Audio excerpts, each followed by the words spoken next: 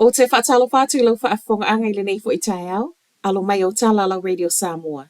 Tō mua atu I talo las whareile, o loo tuli le Inland Revenue po le IRD le silia ma le sefulu afe o te whaatalo whātu lau whaafonga anga I le nei fo I tai au, alo mai o Talala Radio Samoa. Tō mua atu I talo las whareile, o loo tuli le Inland Revenue po le IRD le silia ma le sefulu afe o pisinisi sa whaia lato no ngā tupe, I lalo fesoasoani na au mai le whainga malo o mawai, a o ti ngā ina le tamau a inga I le COVID. O le osa vali le lua tausanga tālua na umatu taimi na tāpunipuni ai whewa inga, I le vau atunu uma a fia le telo pisinisi, I so o se vaenga o le kelope. Ma o loo toe wala au mai le IRD le tusa ma le se lau luas fuluiva afe, tangata wa tatau na toe tutongi atu. Le tusa ma le lua tesi tolu piliona, o loo no ai I lalo small business cash flow loans. Mo le mau le IRD o le silia ma le fitu se fulu pasene o I latoe o atu I le 5 se lauta la I le masina, le olo o latu toe tutongina. Ai tusa ma le 5 pasene o loo toe tutongi atu, le tasi afe ta la I le masina.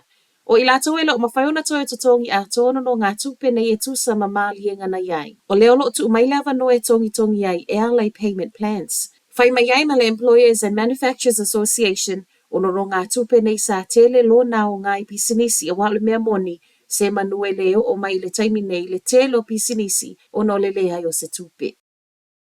Wa mai asai ni ale malienga o pui ngai le vau au se talia ma Papua New Guinea. O malienga nei o le asanga wha au popo ai leo ngai Papua New Guinea wha apele militeli ma o se whainga. Wa wha awhainga o fia I nei ona fesoasoani au se talia I a Papua maona mana onga.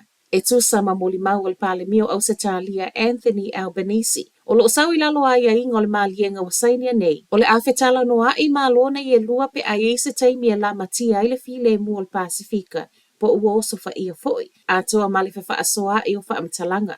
E ese le malienga na saini ana nafia Papua ma au se talia. E se le isi le ana saini le vau Papua ma le malo telo Amerika. I le masino me le ana whaia wha apitoa e wha alele iati le ino fuanga o loo wha amautu wai le militeli. I saunoa ngā pale mia umo malo e lua a o iai le saininga o lea whea ngainga wa tania ma iai le vāvala lata o whai ngā malo e lua. Watali wha alawa I tele le komesina o leo Andrew Costa ma wha ape mai wa ia tā pena e tali mana onga o le malo wha atatau lea I sa ili o kengi.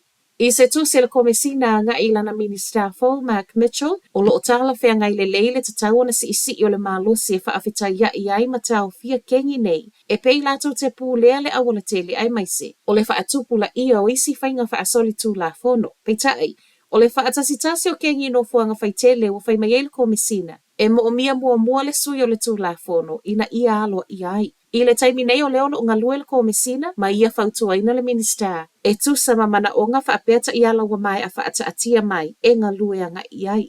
A o tali e la le komesina le tusi ma malienga wa au mai e le minister. O loo sawai ma le talo sanga le komesina e mo o mia le whaau popo nisi leo fou e whaatino ina le ngā luenga. Valo ia se tasi o kamupani o loo ia sa ilia ngā luenga tangata. E ono ia le si itanga o totongi le tausanga a sau pe ta e mau walalo lea, na I lo le si o le tau o le soifuanga o loo iai. So eso enga na whaia wa whai mai Robert Walters o le lua tesi vai tolu o whale whai ngā luenga o loo mana nao. E whaia si itanga o totongi o tangata whai ngā luenga pe ta e o ia si itanga e le vau le tasianga I le 5%. A whaatusa lei wha maunga le vanga o wha maunga na whai mai ai. E fitu tesi 5% na lua ilunga tupe wha alu. A inga ta itasi to tono le tausanga na wha uma le masino se tema wha ato a umatu o lona winga e le o pāleni.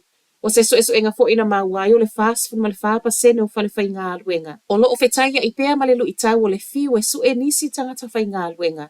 Ai fast food ma le 3% o whai mai. Wa whai ngata ale tau vanga I le vau tangata o lo su e ngā luenga. Whai mai ei fo e mapulenga o whale whai ngā luenga. O nisi o tangata su e ngā luenga I tusa le ma le 12% ua maululunga tele totongi o lo o mana na oai. Matala whaaiu, ua whaaleau ngā ina lapata ingo le tsunami na lapata I ai Vanuatu wa New Caledonia I le tau nei.